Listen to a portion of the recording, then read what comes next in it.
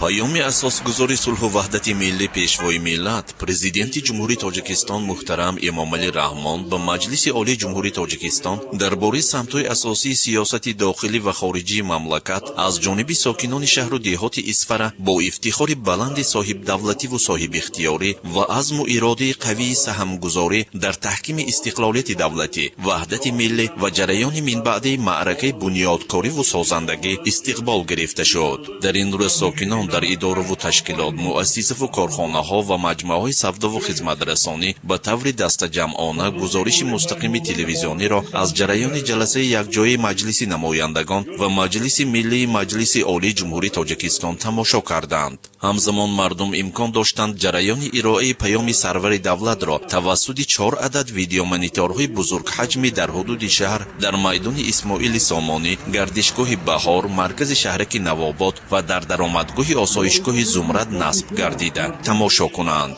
ساکنان شهر و دهات اسفر در شرایط زود تغییر یابنده و وضع شدتناک جهان معاصر وظیفه‌گزاری‌های پیشوای ملت را برای رشد استوار اقتصادی، حفظ امنیت آذوقه‌واری و حمایت سلامتی شهروندان، بهتر گردانیدن فضای سرمایه‌گذاری و صاحبکاری، تشکیل نظامی ثمرناک تیار نمودن متخصصان و بازآموزی آنها در داخل و خارج کشور، استفاده ثمرناک زمین، پیش از همه زمین‌های نزد حولگی و پرزیدنتی، ذخیره کردن و استفاده تخمی‌های اعلی صفت و با همین راه گرفتن توسعه حاصل طبق طلبات بازار و استانداردهای بین المللی صفت به راه ماندن کارکرد، بستوبند و صادرات محصولات کشاورزی، بهتر کردن سطح و صفت تعلیم در همه زینه‌های تحصیلات، تقویت بخشیدن دستگیری اجتماعی نفقه‌خوران و معیوبان، کودکان یتیم و عائله‌های کم بضاعت، بلند برداشتن مقام زنان و بانوان در حیات جامعه، پیشگیری کردن کردارهای کرپسیونی، برطرف کردن همه گونه تهدید و خطرهای بیرونی، تأمین ولایت قانون و ترتیبات جمعیتی با کمال رضایت و قناعتمندی پذیرایی نمودند.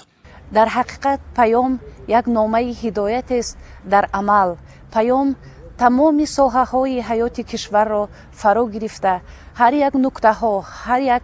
کمبودی و نارسایی ها و موفقیت و پیشرفت های این ساحه را فرا گرفته بود. محترم جناب عالی در پیامشان ذکر نمودند که محض شرافتی قانون جمهوری تاجیکستان درباره تنظیم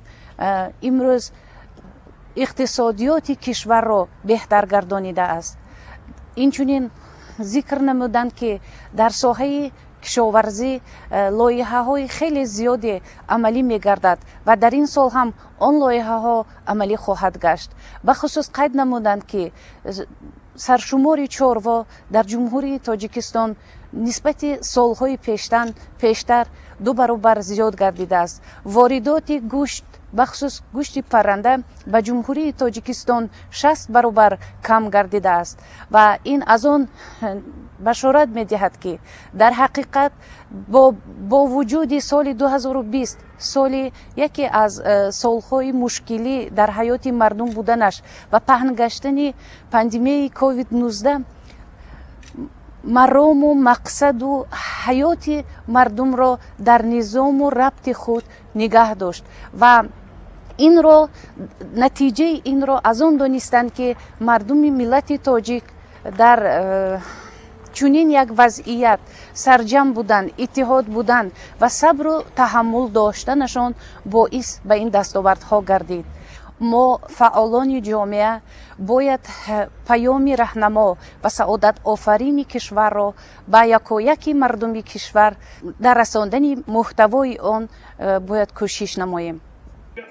پیام امساله پرزیدنت مملکت باری دیگر ثابت ساخت که تأمین نمودن شرایط برای زندگی ارزنده ساکنان کشور هدف عالی دولت و حکومت مملکت محسوب می شود. با امیدواری و شفقتمندی و روح بلندی تازه استقبال گردیدن پیام در اسفر گواهی آن است که ساکنان این گوشه کشور در قطار دیگر شهروندان جمهوری تاجیکستان با برداشت مؤثر از هر یک نکته پیام آن را در فعالیت همه روزه اشان پرثمر استفاده خواهند کرد.